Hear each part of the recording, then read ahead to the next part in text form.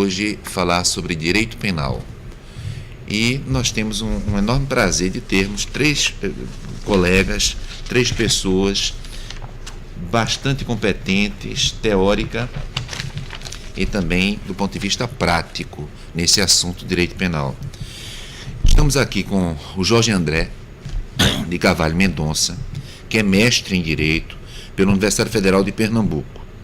A dissertação de mestrado do Jorge foi sobre a proteção jurídica da honra e o direito penal mínimo, em 2011.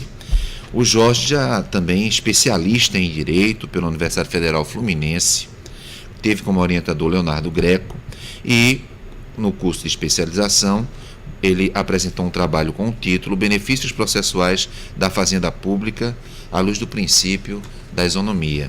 Portanto, já existe essa interseção entre o direito penal e a fazenda pública.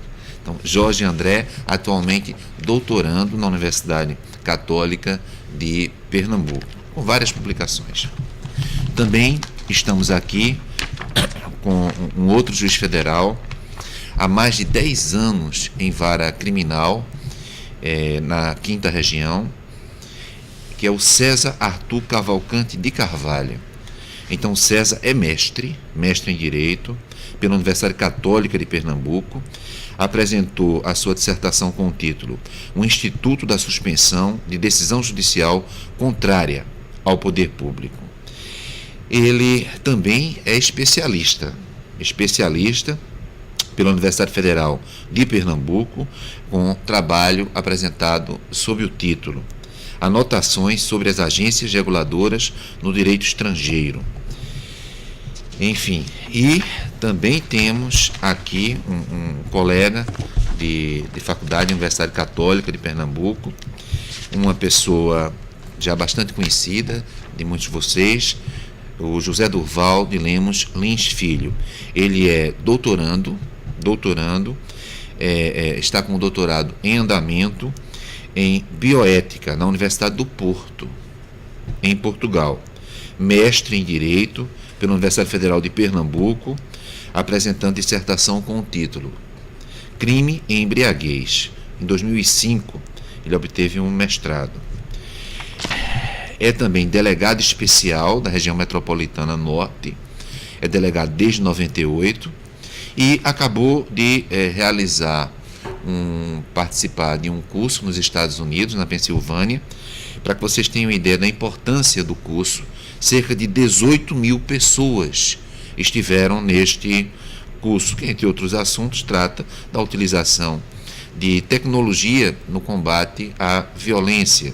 Por exemplo, a utilização de câmeras corporais nos uniformes dos policiais, como uma maneira de proteger o jurisdicionado, proteger o cidadão, mas também proteger o policial, perpetuando a memória do que efetivamente acontece. E é o coordenador do curso de Direito da UPE, além de professor da Universidade Católica de Pernambuco. Então, a gente nós estamos aqui com pessoas que vão nos ajudar muito no estudo que o Grupo Política e Tributação vem tentando realizar nessa área do direito penal. Olha, gente, muito obrigado para vocês e vamos começar a conversar sobre o FONACRIM, o Fórum Nacional dos Juízes Federais Criminais, tá bem? Então, esse fórum parece que vem discutindo desde 2009 temas como prisão temporária, preventiva, interceptação telefônica, telemática, as reformas do Código de Processo Penal, diligências policiais, enfim, reformas do Código de Processo Penal. Parece que foi esse o tema central do último FONACRIM. Eu pediria que conversássemos um pouco, queria um resumo de Jorge, queria um resumo também do César, sobre o que foi o último FONACRIM. Bom, boa tarde aos amigos aqui, boa tarde a Hélio. O FONACRIM foi realizado há mais ou menos, esse último FONACRIM que foi o sexto, foi realizado mais ou menos há umas 3 semanas. E ele foi um evento realizado em 2 dias, né, no qual o primeiro dia ficou reservado para algumas palestras, dentre as quais a do ministro Fachin, que fez a palestra de abertura, né, onde alguns temas importantes para a magistratura federal foram colocados à exposição. e um segundo dia dividido em duas partes. A primeira parte de um turno formando grupo de trabalhos para poder analisar o projeto do Código de Processo Penal, o CPP, e um segundo momento para que esses estudos dos grupos fossem levados a uma plenária para poder receber uma votação e, em caso de conseguir uma maioria, haver uma aprovação ou, em caso contrário, haver uma rejeição das propostas para depois serem encaminhadas ao Congresso para fim de verificação de propriedade ou não impropriedade do que foi sugerido pela classe. Algum destaque, César, nesse debate sobre o novo Código de Processo Penal? Agradecer o convite para participar dessa conversa. Talvez o formato lá foi da seguinte forma na discussão. São 5 grupos, dividimos em 5 grupos de trabalho, cada um com base no relatório parcial que já existe no Congresso Nacional. Na realidade, acho que cada grupo teve destaques. Por exemplo, do grupo que eu participei, chamou muita atenção a questão da cadeia de prova, né? A questão da mudança do formato de transação penal, na forma de produção de prova, assim, que várias propostas que tem no novo CPP, por exemplo. Fala um pouco sobre transação penal, porque é um assunto que hoje mesmo no mestrado a gente estava discutindo. Na realidade, pela proposta, assim, na realidade é difícil falar em proposta única, porque você tem proposta que veio, no caso do Senado, já tem várias propostas que foram aglutinadas e tem algumas emendas, propostas aditivas. Então, a do relatório do parcial, né, ela previa a possibilidade de a transação ocorrer, se não me falha a memória, até com penas máximas até acho que 8 anos, não corrija se eu estiver errado, mas acho que até 8 anos. E tem uma particularidade que essa foi talvez o principal ponto de debate nosso. Ela previa que na transação só pode aplicar a pena mínima, né, inclusive de prisão, né, seria bem diferente do que é o nosso modelo hoje da 90/99, mas uma vez que a proposta que teria que ser feita seria pela aplicação da pena mínima, e até foi uma das nossas sugestões lá no Fonacrim, que não tem sentido você ir para uma negociação que você não tem como negociar. Ou você propõe pena mínima ou não pode propor nada. Então foi uma das sugestões do Fonacrim que fosse um modo mais amplo. Havia também alguma restrição, crimes hediondos, que nós concordamos, e crimes contra da Maria da Penha, né, crimes contra a família, né, crimes familiares, acho que não usa da Maria da Penha, os crimes contra de violência doméstica. Eu acho que essa é a redação que está atualmente no projeto, que não poderia negociar. Isso acho que nós achamos que era interessante pelo que está envolvido, né, o bem jurídico envolvido, mas achamos a proposta que essa foi mais polêmica, o limite máximo da pena que poderia ter essa transação e qual seria o poder de transação que poderia ser feito pelo Ministério Público, né, pelas partes. Também um ponto que debatemos bastante é a figura da produção de prova. O juiz, nessa proposta de Código de Processo Penal, ele agora estaria totalmente impedido de qualquer produção probatória. Assim, lógico, é defensável, uma ideia muito interessante, mas para a nossa realidade brasileira achamos que talvez temos alguma dificuldade, né, até deficiência de todas as instituições que nós temos, de impedir que mais um ator do processo possa colaborar com a descoberta da verdade. Certo. Com relação à violência doméstica, eu estava conversando antes com o Durval, e parece, né, Durval, que um dos pontos principais do trabalho do Durval como delegado especial é nesse âmbito da violência doméstica citado há pouco pelo César, não é, Durval? Boa tarde a todos, boa tarde, doutor Hélio. Satisfação dividir aqui esse espaço tão qualificado de debate, de construção de conhecimento, e dizer que me sinto honrado pelo convite. Agradeço não só o convite, mas o convívio fraterno da Universidade Católica de Pernambuco. Ele dizer que, de fato, Pernambuco é um estado que sofre muito com a violência doméstica e é algo que enseja um sobretrabalho muito grande, sobretudo na região metropolitana da cidade, tanto na região metropolitana sul quanto na região metropolitana norte, onde há esses bolsões de pobreza e onde há um decesso com relação à construção mesmo da cidadania, consolidação da educação. Em alguns momentos o ambiente familiar acaba sendo menos harmônico do que deveria e essas relações muito conflituosas. O que eu achei e gostaria de registrar é que, apesar da gente sempre fazer referência a essa realidade social, nesse evento que eu participei agora recentemente, que foi a 24ª Conferência Anual da IACP, que é a Associação Internacional dos Chefes de Polícia, que aconteceu na cidade da Filadélfia, na Pensilvânia, de 21 a 25 de outubro. Essa foi uma preocupação que ensejou vários debates, né, vários questionamentos, inclusive com relação às estratégias de ação a serem adotadas por vários estados dos Estados Unidos e também por algumas outras unidades, tanto do Brasil quanto de fora do Brasil. O que a gente percebe é que nesses casos é muito importante que haja uma intervenção rápida e uma solução próxima do problema, que nós não tenhamos uma cadeia muito alongada entre a origem do problema e a resposta que o Estado tem a dar a ele. E comentava que nós estamos agora aguardando a sanção ou veto do presidente da República com relação a um projeto de lei recentemente votado no Congresso e que atribui aos delegados a possibilidade de decretação das medidas protetivas de urgência no âmbito da Lei Maria da Penha. Acho que na nossa realidade ainda seria uma medida necessária para que a gente conseguisse minimizar os efeitos e o impacto da violência nas famílias. Eu coloco uma pergunta para vocês três. Eu tenho percebido que nas academias, não estou falando apenas de Pernambuco, nas academias em geral, vem se colocando a figura do juiz justiceiro e do juiz garantista. Bom, a gente sabe que as palavras, por vezes, têm um peso, não é valorativo, independentemente do discurso que se faça. O juiz justiceiro seria aquele que, digamos assim, diante dos crimes contra a administração pública, diante dos crimes contra a fé pública, ele termina optando por medidas de prisão, por medidas punitivas.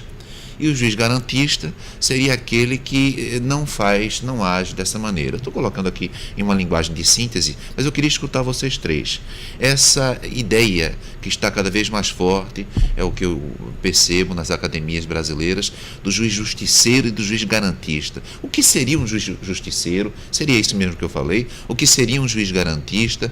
Será que eu poderia ser corrigido nesse resumo que eu fiz? Eu diria que Duval, César e depois também os Jorge se manifestassem sobre isso.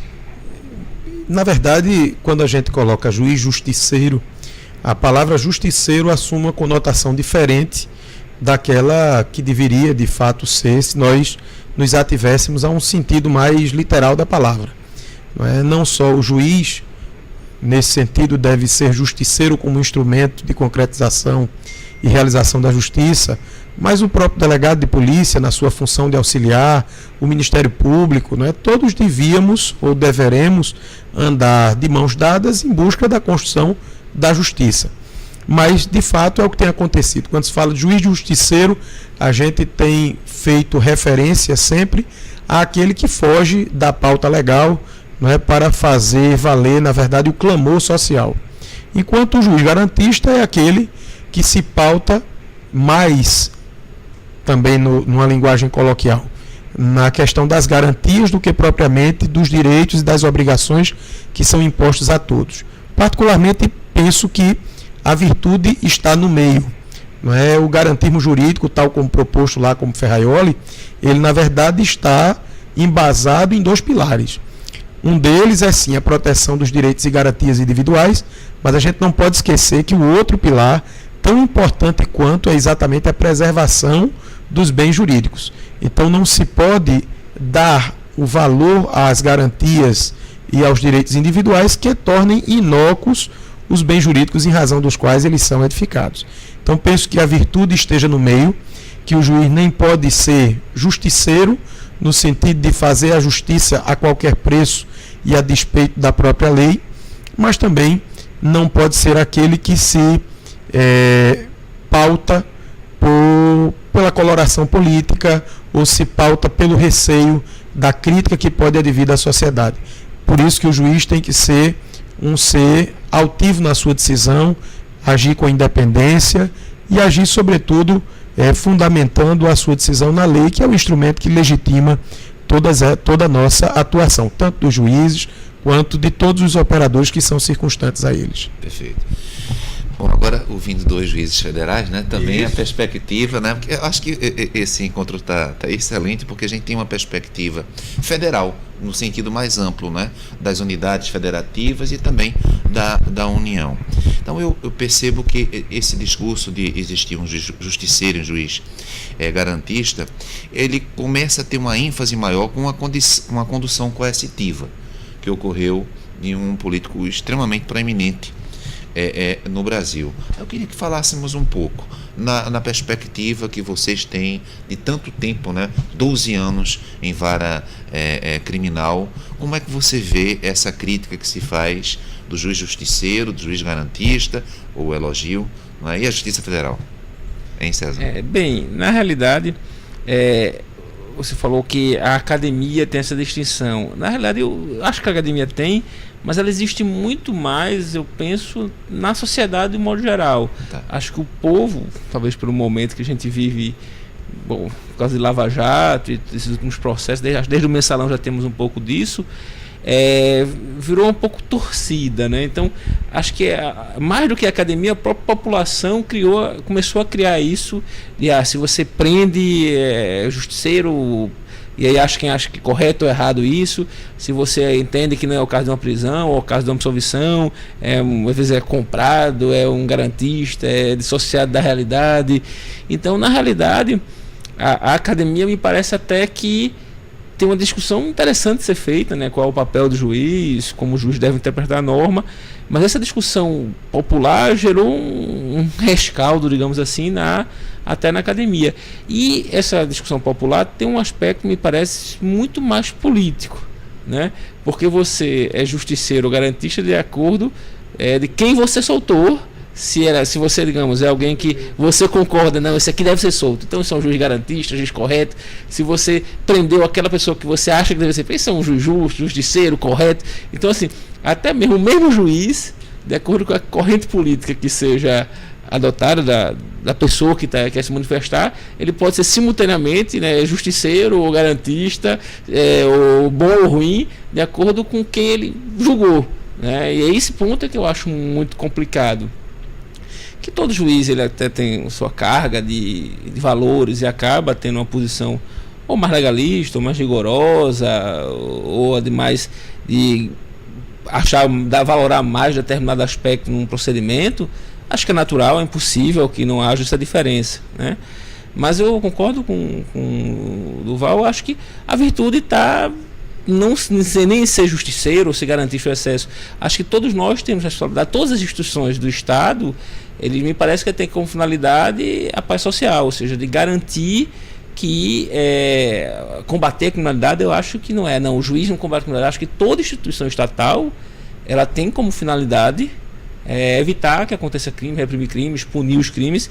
Isso não quer dizer que o juiz vai desrespeitar garantias, previstas também tanto na Constituição como normas infraconstitucionais. Ele tem a obrigação de respeitar essas garantias, mas eu acho que nenhum juiz ele pode perder que o objetivo da justiça é de fato apurar e punir aqueles que cometeram crimes. Então acho que também não se pode, digamos assim, se perder em filigranas, né? E esquecendo que a justiça tem uma finalidade, a justiça penal tem uma finalidade que é apurar e punir aqueles crimes que tenham ocorrido. No caso do Jorge, eu queria manter a pergunta, mas dá o seguinte viés. Em uma certa oportunidade, eu tenho tido a oportunidade de estar com o Jorge mais frequentemente, por causa do doutorado na Universidade Católica.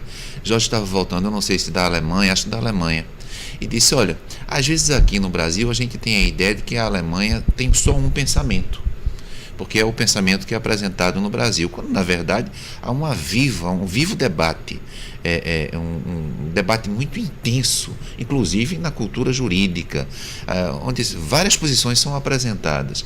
De alguma maneira, nem todas as posições que estão sendo postas na Alemanha, elas são postas aqui nos nossos estudos, não é?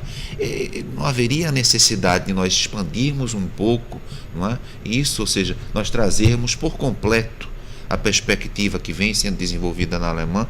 Isso está acontecendo, inclusive nesse assunto. O que é que tu achas? Falou-se em Ferrajoli, não é? Então, para que um jurista estrangeiro tenha uma visão a respeito do direito de uma nação que não é a dele, não haveria necessidade dele escutar vários estamentos que têm diferentes opiniões? Eu acho que você tocou num ponto fundamental.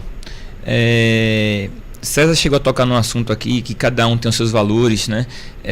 Isso é um ponto que nós estamos batendo muito lá na disciplina com uma das nossas professoras na Católica, que é a análise crítica do discurso jurídico, né? Praticamente pacífico naquele meio que ninguém é neutro, totalmente neutro, né? Nossa posição é formada desde quando somos crianças, na escola, a influência dos nossos pais, depois pela nossa profissão.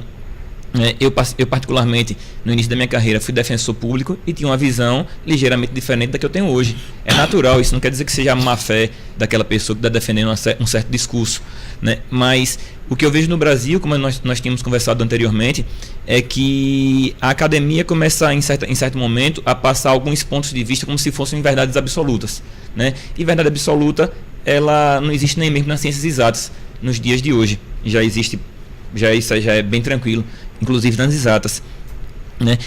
Quando eu olho para um projeto de Código de Processo Penal, e aí fazendo paralelo com a Alemanha, né, onde as questões são objeto das mais altas divergências, o que eu vejo é que as pessoas envolvidas naquele projeto são pessoas que normalmente têm um ponto de vista só, ou, é óbvio, com alguma variação, mas que normalmente tem uma visão natural de um lado só, né? Então, no relatório parcial ao qual César mencionou, se vê a menção dos deputados a vários auxílios de especialistas na área, audiências públicas e escuta de professores.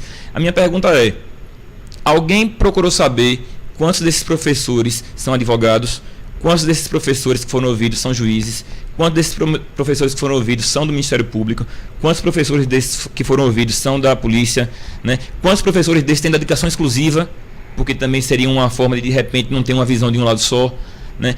Isso eu não sei, mas era bom que se soubesse, porque ficaria um debate mais plural, vamos dizer assim, né? Identificar quem é o intérprete, né? Porque se for um lado só, eu acho que a gente precisa ter um debate mais amplo, né, para que vários pontos de vista antagônicos sejam colocados na mesa. E depois é evidente, é o Congresso que está ali para resolver qual é o que ele vai adotar. Mas o que não dá é para ver um ponto de vista só. Eu acho que tem que ouvir os dois lados, né? A questão do garantismo, como já foi colocado aqui nesse debate, é super interessante. Por quê? Porque quando a gente fala em garantismo, a gente fala em Ferrajoli, como o Duval falou, né? Mas quantas pessoas no Brasil leram a teoria do garantismo de Ferrajoli? Um livro grande, né, com a fonte bem pequenininha, a leitura não é fácil. Eu li 80% do livro, não li 100% do livro, né? E no Fonacrim, Pacelli, que é um dos palestrantes, que era responsável também pelo projeto do código também, mencionou com todas as letras lá que são pouquíssimas pessoas que na verdade leram o garantismo de Ferrajoli, inclusive fazendo críticas na parte de processo, dizendo que na verdade ele não tenha nem muito conhecimento para falar da parte processual, porque ele é mais constitucionalista do que processualista, né? E ninguém coloca isso no Brasil. Coloca como se Ferrajoli pintasse um garantismo genérico que ninguém sabe na verdade nem o que é, né? E como se aquele garantismo genérico fosse uma verdade absoluta. Eu li 80% do livro, como estou falando. Então o que acontece? O garantismo de Ferrajoli, ele coloca níveis de garantismo. Não existe um garantismo. Ele parte de 10 máximas. E a partir do momento que você adota mais ou menos máximas, você é mais ou menos garantista. Então não existe garantista ou não garantista. Você pode dizer que existe mais garantista ou menos garantista. E aí é óbvio que a parte penal dele é muito boa. A parte processual não é tão ruim assim do jeito que o Pacelli falou, mas alguns pontos são questionáveis, né? A gente não, só pelo fato de ser Ferrajoli, eu acho que a gente não pode dizer que tudo que ele fala seja uma verdade absoluta. Eu acho que a gente tem que trazer a questão para debate. E eu não vejo isso na academia brasileira, né? Ferrajoli garantismo, ponto. Que é isso, né? Isso não se coloca muito. E aí vamos agitar um pouquinho mais. Medidas cautelares penais. Então, perguntando ao Jorge, recentemente o Supremo Tribunal Federal, que é o maior tribunal do Brasil, deliberou em relação a um senador, não é? No sentido de aplicar uma medida cautelar penal. Isso foi a Casa Legislativa, e a Casa Legislativa entendeu que não, embora a Constituição faça referência expressa apenas à prisão, para que houvesse essa homologação, as medidas cautelares também deveriam estar submetidas à análise da Casa Legislativa. Isso provocou muita polêmica. Eu queria que vocês falassem um pouco, portanto, sobre essa questão das medidas cautelares penais. Lembrando até que há quem defenda, eu tenho escutado bastante isso, que ao juiz adotar uma medida cautelar, isso geraria uma suspeição do juiz, um impedimento do juiz, ou mesmo, digamos assim, aquele juiz que atuou naquele momento não teria a suficiente imparcialidade para dar uma sentença. E aí voltamos ao Ferraioli, quando se fala em juizado de instrução na Itália. Eu queria apenas destacar o seguinte: juizado de instrução não é uma coisa nova, aliás, bem antiga. Não é? E por que o juizado de instrução surge com tanta ênfase exatamente agora, nesse momento da nossa história? Poderia falar um pouco, medida cautelar penal? Bom, veja, deixa eu começar pelo final, a questão do juiz de instrução, né? Eu sempre fui bastante contrário ao juiz de instrução por conta da nossa estrutura. Né? Explica o que é juiz de instrução. Sim, perfeitamente. É que acontece. Na verdade, você já começou tocando bem no assunto, né? O juiz que estaria numa determinada fase da investigação, tomando conhecimento daquilo que era objeto da produção probatória, ele ficaria contaminado por uma prévia solução da questão, porque ele já estaria em contato com tudo, né? E aí, naquele contato, o seu subconsciente já estaria formado para uma sentença. O que se critica muito seria uma sentença previamente condenatória, né? Eu era muito contra anteriormente. Por quê? Porque eu achava que no Brasil não tinha como viabilizar isso, porque você não pode pensar, por exemplo, na capital do estado de São Paulo, em São Paulo, né? Porque você vai ter lá uma cidade no interior do Amazonas, uma cidade do interior do Nordeste, que você não vai ter como ter dois juízes para poderem ficar responsável pela parte de investigação e o outro pela fase lá em juízo ou até pela fase de prolação da sentença. Hoje em dia eu tenho mais dúvidas, para ser bem sincero. A questão é bem polêmica, né? Eu tenho mais dúvidas porque o processo eletrônico está aí, né? E seria uma forma de talvez tentar solucionar. Qual o problema que eu vejo hoje em dia mais? Portugal, por exemplo, já teve o juiz de garantias, o juiz de instrução, e voltou atrás, né? Então, para se colocar isso, eu volto ao que eu estava falando, né, Hélio? Eu acho que a gente precisa de debater mais, né? A ideia é boa, eu acho que a ideia é boa, só que a gente precisa ter uma ideia ligada à prática, né? Não dá para ter a ideia teórica. Na teoria, eu acho que pode até funcionar. Agora, e na prática? Por que Portugal teve o juiz de instrução e depois voltou atrás? Não sei. Era preciso que se investigasse qual é esse motivo, né? Por que lá não deu certo, né? Então, a questão do juiz de instrução está no novo código. Salvo engano, César pode me confirmar, eu acho que é uma das recomendações da AJUF, eu acho que foi até vencido nesse ponto, é para retirar. Salvo engano, é uma das recomendações lá do Fonacrim. Seria para retirar o juiz de instrução. E as medidas cautelares, que é outro ponto importantíssimo. Está com previsão no projeto. É bom ficar bem atento, porque a previsão do projeto originalmente, em 2010, 2009, 2010, não lembro exatamente, não era tão ruim, mas depois de todo esse momento que a gente viveu de mensalão e lava-jato, o relatório parcial mudou muito essa parte, mudou muito.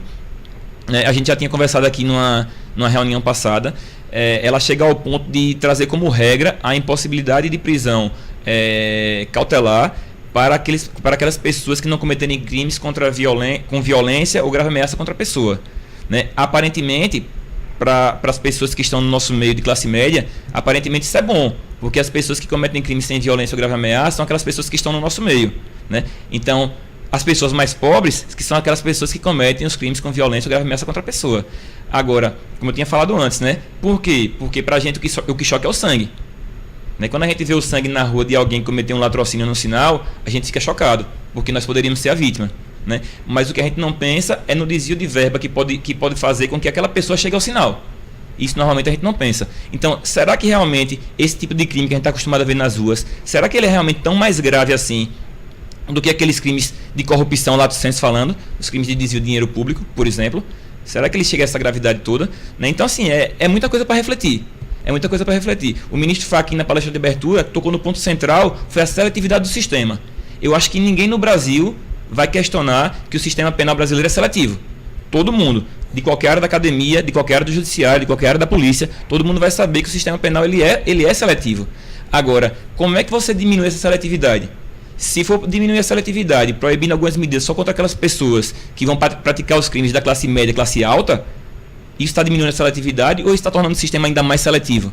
Né? Porque se for assim, talvez seja melhor simplesmente dizer que não pode haver prisão cautelar para ninguém.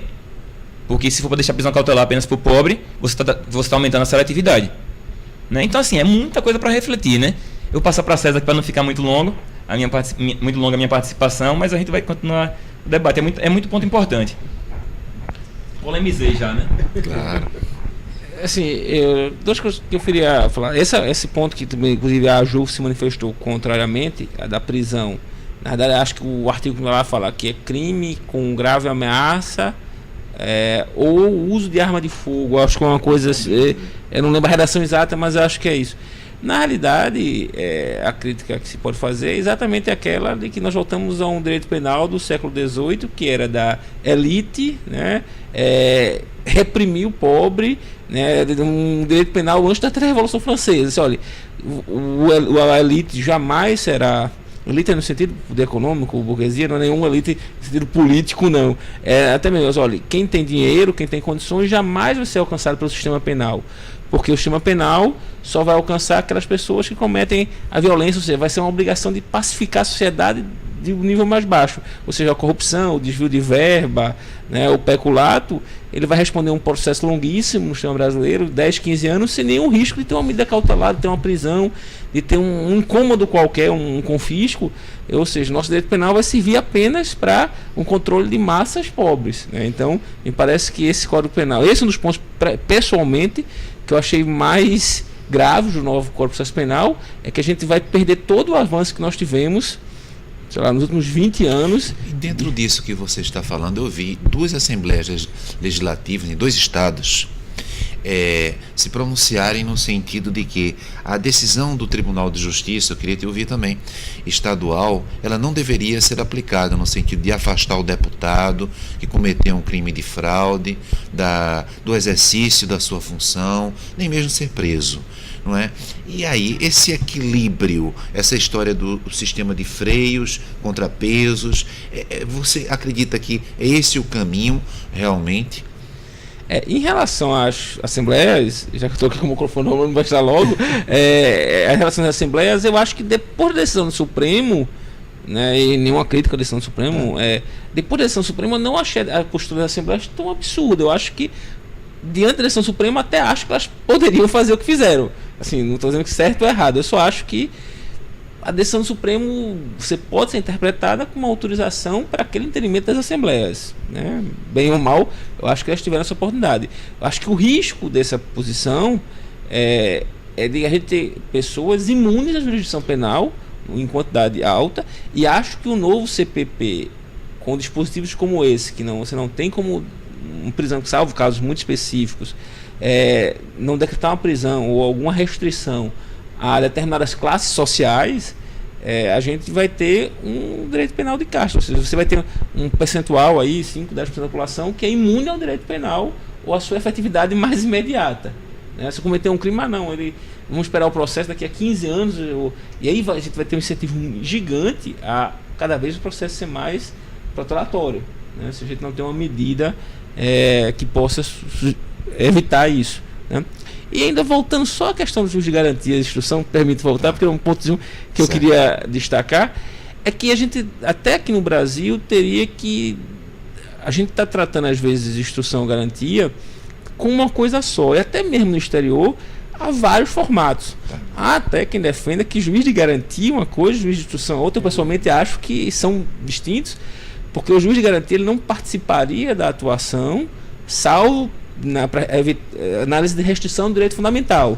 E juiz de instrução, que eu acho que para o modelo brasileiro me parecia extremamente equivocado, porque eu acho que ele é uma atuação muito mais próxima, mal comparando, até do Ministério Público, né? Seria o juiz de instrução como algumas pessoas pregam, eles se confundem muito mais com aquela ideia de magistratura unificada, que você pode tanto carreira no Ministério Público como carreira do Judicial, elas são praticamente, elas iniciam juntas, até em alguns sistemas. Portugal, Itália, Portugal, França, você tem a carreira não é tão dividida como a nossa. E o juiz de instrução, ele seria muito mais próximo, ao meu ver, assim, com algumas particularidades, até um Ministério Público com uma parceria mais com a polícia, do que a nossa ideia de juiz como nós temos hoje. Mas aproveitando, você ratificaria esse enunciado 9 do FONACRIM, Fórum Nacional de Juízes Federais Criminais? A decretação das medidas cautelares não significa pré-julgamento, nem gera suspeição ou impedimento do juiz para o julgamento da ação penal. Você concorda com o enunciado ou acha que ele deveria ser reformulado? Não, eu concordo plenamente com o enunciado. Não votei favorável a ele no FONACRIM, né? Na realidade, eu acho que não gera, porque o sistema hoje é esse, e a se partir desse pressuposto que o juiz que concede uma cautelar, ele está assim, contaminado, e vai condenar o réu, a gente tem um dado fático que não há condenação em todos os casos. Então esse argumento, não, se ele conceder uma medida cautelar, ele já está pressuposto que vai condenar o réu. Estatisticamente, você olhar, várias vezes o juiz mantém uma prisão, decreta uma preventiva, uma quebra de sigilo e absolve. Eu não tenho um dado assim, por exemplo, na minha vara eu nunca fiz um levantamento, mas tenho certeza que mais da metade dos réus que porventura foram presos ou decretei uma quebra de sigilo bancário, uma interceptação telefônica, foram absolvidos ao final. Né? Eu não consigo, em termos empíricos, que acho que não gera esse impedimento, e o nosso sistema, há muitos anos, eu não posso dizer, houve alguma discussão se no Império era assim ou não, aí realmente eu não posso falar, mas do Código de 42 para cá, pelo menos, é assim, e acho que nunca se pode dizer que a gente não tem uma garantia, não tem um juízo com imparcialidade em todo esse momento. De repente se descobriu a roda, agora a gente descobriu que o juiz que decreta uma preventiva, de repente ele é suspeito. Funciona assim há quase um século, e não me parece que o sistema, que tem vários defeitos, obviamente, não parece que o problema do sistema seja esse. Né? Certo. E aí, perguntando ao Duval, medida cautelar, e aí, as prisões de um deputado federal, no caso também estadual, estão sendo submetidas, e as medidas cautelares também, não é?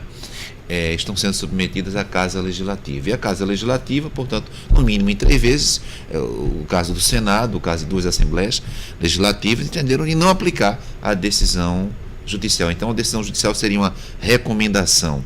É isso mesmo? Seria a bem do sistema, de freios e contrapesos? Me parece que César já colocou bem quando ele diz que, após a decisão do Supremo, abriu-se, de fato, a possibilidade dessa interpretação por parte das Assembleias. Particularmente, indo um pouquinho além, acho que isso é perigoso. Perigoso porque salienta, inclusive, aquilo que já foi tão bem colocado aqui, com relação à seletividade, não é? Com relação à questão do etiquetamento. Fica cada vez mais claro o fato de que a lei penal ela tem um alcance limitado. Ela tem um alcance limitado às pessoas que não podem prover a sua defesa com bons advogados, ela está limitada às pessoas que praticam crimes violentos, até em um dado momento, quando se diz assim, esse crime, se não for praticado com violência ou com grave ameaça, nem com emprego de arma de fogo, não pode haver prisão. Bom, e haveria praticamente uma legitimação de algo que hoje, em larga escala, já existe. Não é? A decretação hoje de uma custódia preventiva, nesses casos, é algo absolutamente excepcional, havendo a necessidade que o sujeito esteja realmente interferindo na instrução criminal. Portanto, esse tipo de fundamento não pode ser retirado da legislação a fim de tolher o juiz, né, da sua obrigação de se acautelar para a sua decisão final, de preservar determinados bens jurídicos e, sobretudo, as provas que irão permitir a ele construir a verdade do processo. Agora, já que a tônica foi também um pouco no sentido da gente fazer algumas provocações, eu acho que a questão do juizado de instrução é um modelo que, se não o ideal, obviamente, acho que a gente, até porque, como se colocou aqui, não existe um modelo só de juizado de instrução, mas acho que é algo que precisa ser colocado no nosso dia a dia para reflexão, para amadurecimento. O que não pode é a gente continuar com o processo penal como nós temos hoje. Um processo penal lento, um processo penal estigmatizante. Duplicado, talvez. Duplicado. Você percebe aí, por exemplo, eu que lido com o inquérito policial. Então a gente chega ali no calor da situação, faz o inquérito, e o inquérito está lá, tem que ser escrito. Então, por exemplo, se eu filmar a qualificação interrogatório do suspeito, do futuro indiciado, isso não me desobriga de reduzir tudo a escrito, do escrivão ter que rubricar. Quer dizer, eu tenho que continuar fazendo a despeito de todo aparato tecnológico hoje já existente, como se fazia em 1940, em 1920. A Academia de Polícia de São Paulo, onde funciona o Museu do Crime, é interessantíssimo. Quando você chega logo para fazer a visita, encontra aqueles carros e etc. E o modelo da delegacia num birô centralizado, o delegado, num padrão mais alto, de um lado a mesa do escrivão, na frente uma espécie de uma cerca, onde ali ficaria o acusado. Quer dizer, algo cheio de ritualística, cheio de simbologia, mas de muito pouca praticidade. Não é? Algo em que há uma preocupação com o instrumento, com aquilo que eu quero passar enquanto exercício de poder, mas pouco comprometido com a efetivação da justiça. Então, a gente vai lá, termina o inquérito policial. Muitas vezes, fulano mora na rua tal, sem número. Quantas vezes o oficial de justiça irá encontrar esse acusado que mora na rua tal, sem número? Existe um distanciamento muito grande das instituições que faz exatamente com que esses processos sejam custosos, caros propriamente ditos, né? A gente tem um autor chamado Jesus Maria Silva Sanches, que trata da perspectiva econômica aplicada ao direito penal. É caríssimo o processo penal. Temos um discurso que se reforça da deslegitimação. Hoje a gente diz, por exemplo, que todo crime de roubo tem que ser investigado.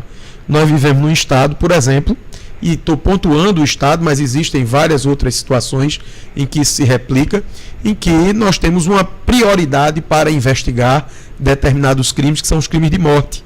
Quantos de nós, quantos conhecidos, quantos amigos, parentes foram vítimas de roubo e até hoje os inquéritos não foram sequer instaurados, né? Isso acontece, é a deslegitimação do sistema penal. Para quem nos assiste, apenas para esclarecer, é quando, a grosso modo, a lei diz uma coisa, mas a nossa realidade diz outra. Então penso que essa discussão que nós estamos fazendo aqui, lógico, passa pelo aspecto corporativo, não é?